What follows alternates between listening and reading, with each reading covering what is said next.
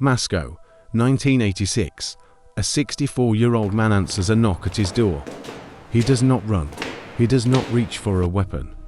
He has known this knock was coming for 25 years.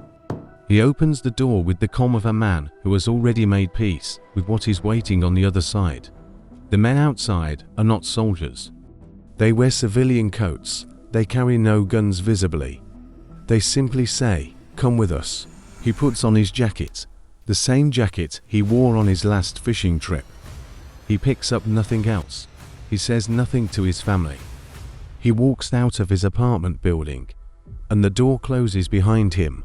He will never return. For 25 years, this man had lived a double life at the absolute center of Soviet military power. He had attended banquets with generals. He had carried state secrets across 3 continents. He had slept every night in a country that executed traitors by burning them alive, and smiled at breakfast the next morning. And for all 25 years, everything he knew, every name, every weapon, every military secret the Soviet Union possessed had been flowing, quietly and invisibly, across the street to the CIA. His name was Dmitri Fyodorovich Polyakov, Major General of the Red Army. CIA Director James Woolsey would later call him the most important intelligence asset the West ever had. The man whose secrets, Woolsey said, did not just help the Americans win the Cold War, they kept it from turning into a nuclear war. So how does a decorated Soviet general end up feeding secrets to the enemy for a quarter century, earning almost nothing in return, and asking for nothing but fishing lures and hardware store drills? The answer begins not with ideology, and not with money. It begins with a child, and a hospital, and a request that was denied. The machine that ate its own people. To understand what Polyakov chose to do, you have to understand what he was choosing to do it against. The Soviet Union in the early 1960s was not simply a country. It was the most sophisticated surveillance state the modern world had ever built, a machine so paranoid, so total in its reach, that it spent almost as much energy watching itself as it did watching the enemy. At its core were 2 intelligence structures, each as powerful as the other.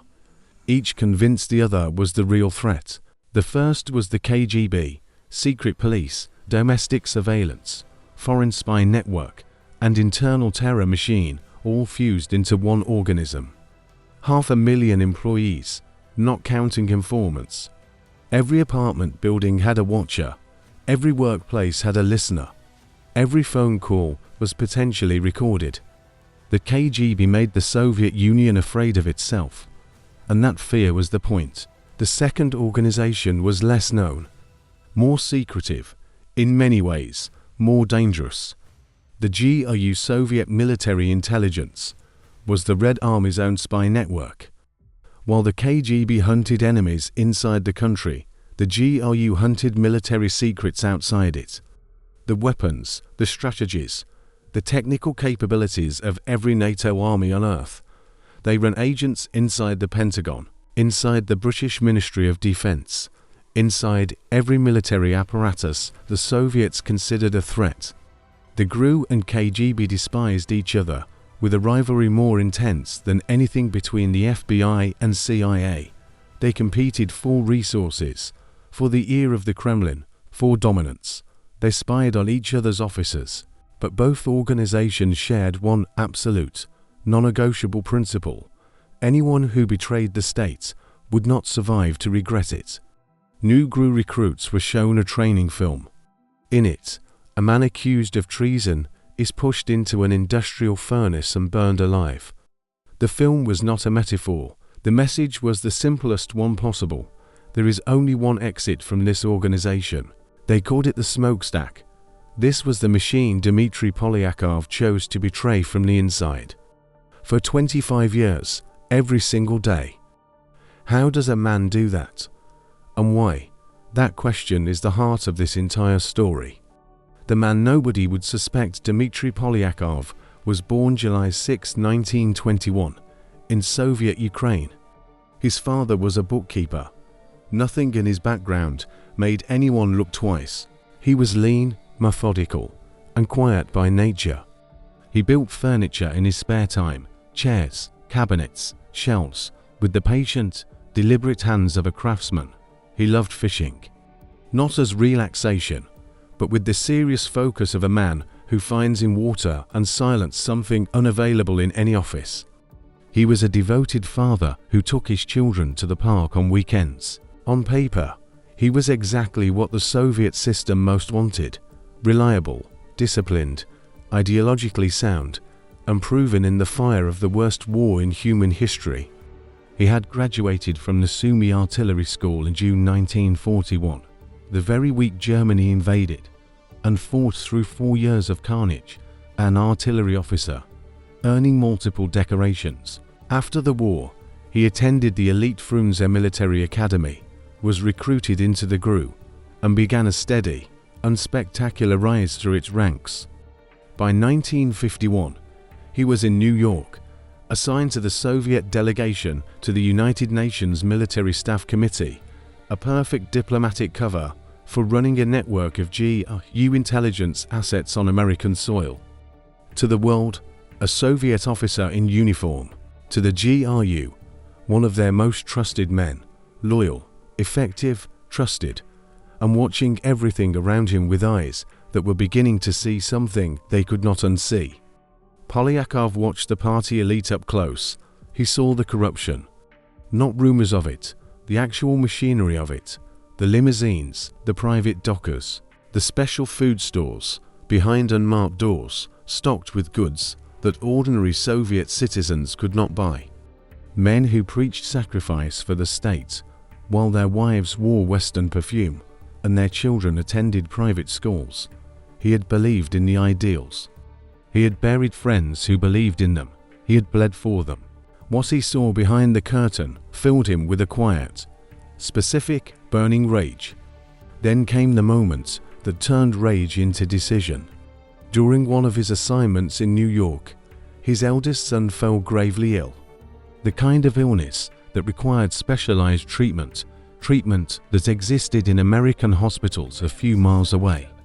Polyakov submitted a request to his Soviet superiors: simple, formal, procedural, permission to take the boy to an American medical facility. The request was denied. The Soviet state, which in every speech and every newspaper declared itself the servant of its people, would not let a general's child cross a street to receive care that could have saved his life. The boy died. Some wounds leave scars, others leave something harder. A decision. The approach, November 1961, New York City. A man in a Soviet military uniform crosses a midtown Manhattan street. He's not running. He's not looking over his shoulder. He walks with the measured, deliberate pace of a man who made this decision months ago, perhaps years ago, and is simply now fulfilling it. He enters a building. He asks to speak with American intelligence.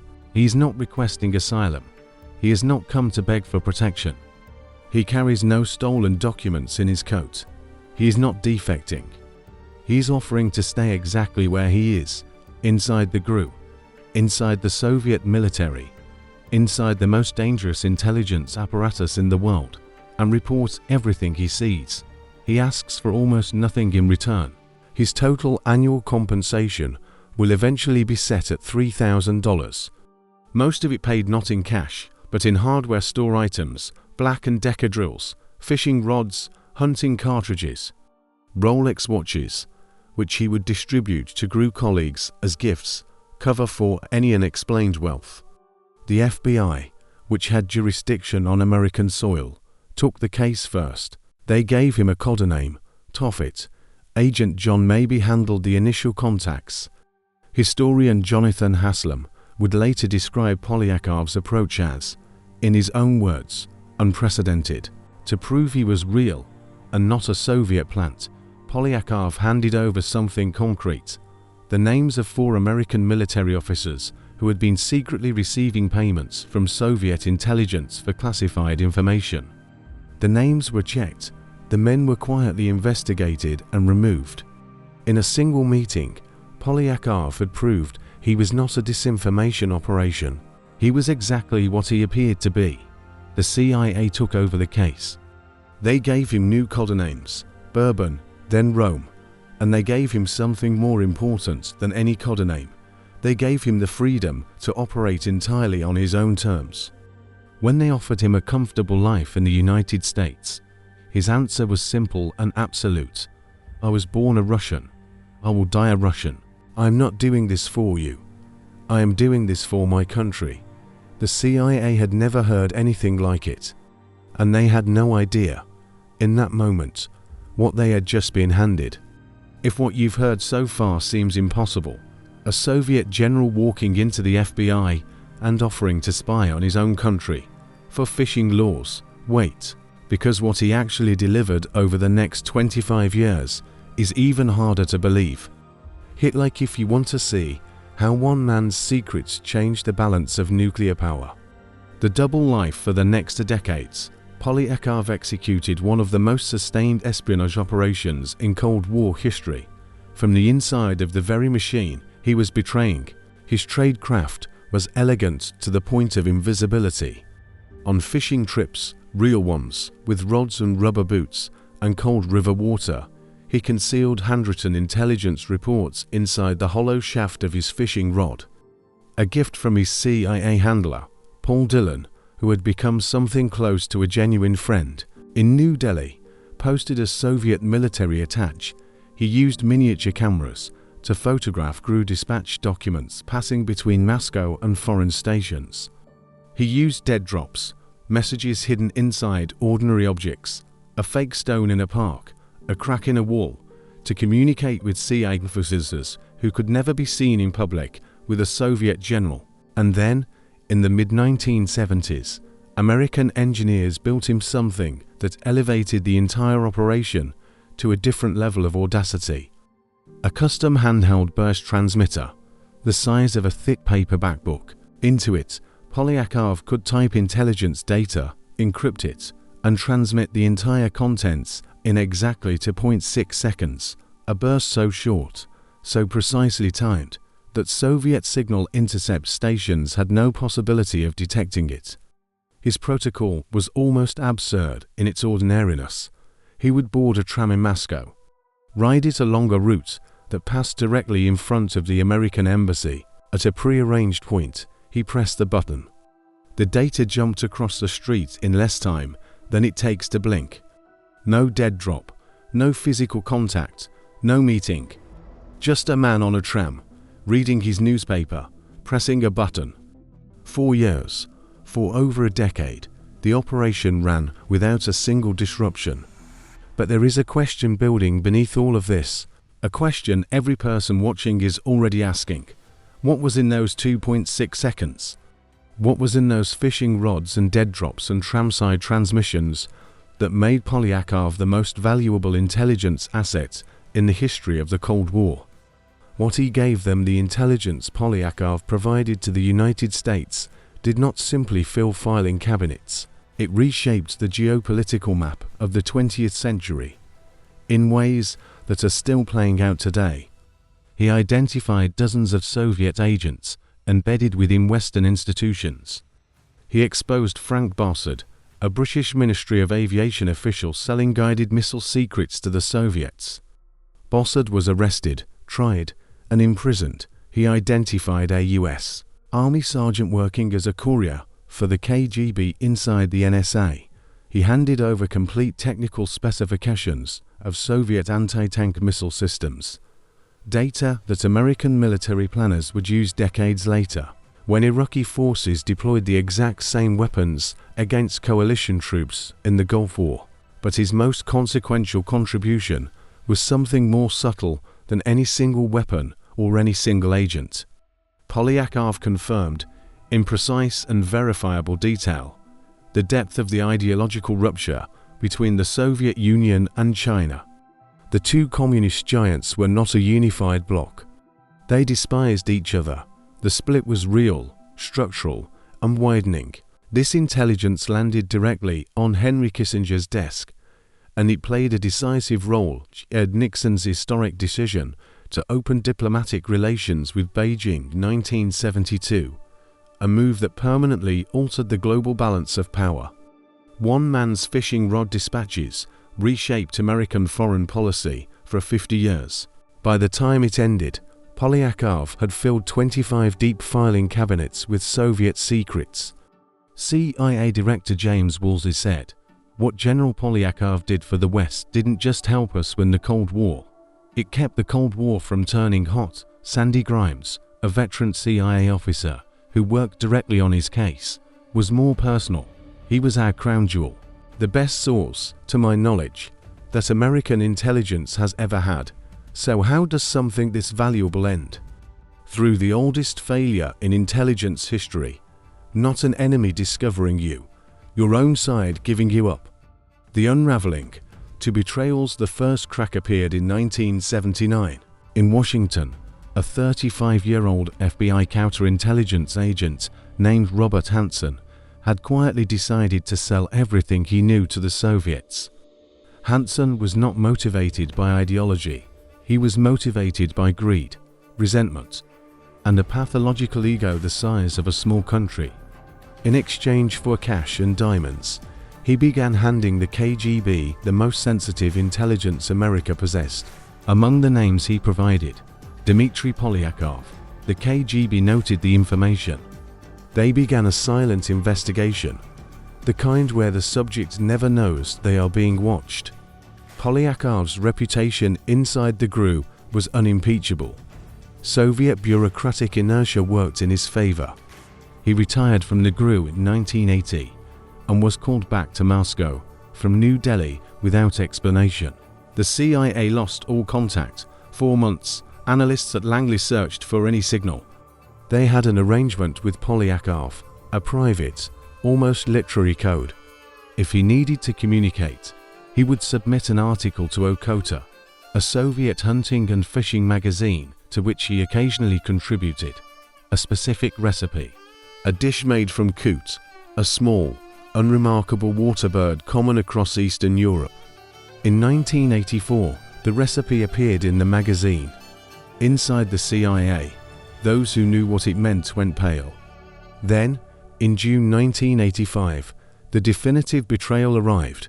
Aldrich Armas, senior CIA officer, chief of the Soviet counterintelligence branch, the man whose specific job was to protect American assets inside Soviet territory.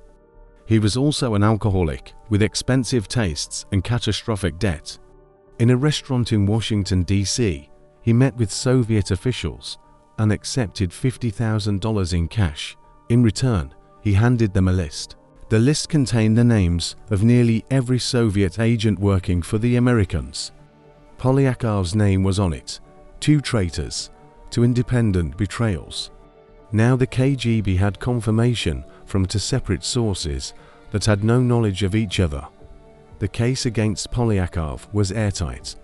In 1986, 6 years after his retirement, Dmitri Polyakov was arrested at his home in Moscow. No chase, no warning, just men in coats, knocking at a door, the end for 2 years. The Kremlin said nothing publicly. In Langley, the CIA had no information, only silence, and the terrible arithmetic of what Soviet silence, regarding a man of this kind, almost certainly meant. The answer came in 1988, when President Ronald Reagan traveled to Moscow for a summit with Mikhail Gorbachev. In a private conversation, Reagan raised the possibility of a prisoner exchange. He was indirect, diplomatic, careful, but he was searching, without using his name, for Dmitri Polyakov. Gorbachev looked at the President of the United States. He said 3 words. "We executed him 2 months ago." Polyakov had been tried in secret, sentenced in secret, shot in the back of the head in secret. His family was not notified 4 years. There is no public grave, no memorial, no acknowledgement of any kind from the Russian state. His son Petr, who had become a diplomat in the Soviet Foreign Ministry, later took his own life. The men who gave him up, Aldrich Armas, convicted of espionage in 1994, sentenced to life in prison. Robert Hanssen, arrested by the FBI in 2001. after 22 years of selling secrets, died in federal prison in 2023. They died in climate-controlled American cells. He died in a basement in Moscow, alone. He had been offered asylum. He had been offered money, a new identity, a new life in a country that valued what he was doing. He refused every time. He wanted no escape. He wanted no reward. He only wanted his country to become something better than what it had become. The fishing rods are still somewhere, the hollow shafts, the careful handwriting on thin paper, the 2.6-second transmissions on a Moscow tram. A quarter century of secrets crossing a street that no one else could cross. The world will never fully know his name. The world owes him more than it will ever understand. Dmitri Fyodorovich Polyakov, Major General, Soviet GRU, FBI asset Tofit, CIA asset Bourbon, arrested 1986, executed March 15, 1988. He was 66 years old. His killers, Aldrich Olmos and Robert Hansen, both died in American prisons. He died in a basement in Moscow, alone.